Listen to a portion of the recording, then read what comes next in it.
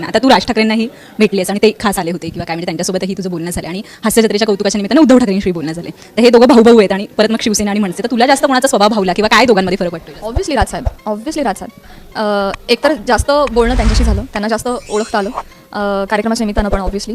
आणि हे तर म्हणजे कोणीही लहान मूल पण सांगेल की he is a visionary man, dynamic personality. म्हणजे एका मिनिटाच्या ह्याच्यामध्ये ते 100 वेगळे विचार करून परत पहिल्यावर येतात. बाय द टाईम आपण 1-2 अडकलेलो असतो. इतके शार्प आहेत ते, इतके शार्प. आणि यू नेम द थिंग की हा विषय, आणि त्याच्यावर त्यांचा सखोल अभ्यास असतो. So I think he is ब्रिलियंटच्या पुढचा शब्द एक्स्ट्रॉर्डनरीली ब्रिलियंट पर्सन.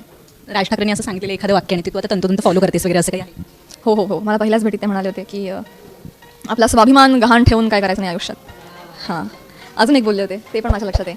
एकतर बोलायचं नाही, बोललं तर मागे हटायचं नाही. हे एक किस्सा घडला होता, त्याच्यावरून ते मला बोलले होते. हे 2 असे खूप आहेत खरं, अशी खूप वाक्य मी लिहून ठेवली पाहिजे त्यांची, पण ही 2 अतिशय ठळक आहेत आणि ती सगळ्यांसाठी पण आहेत.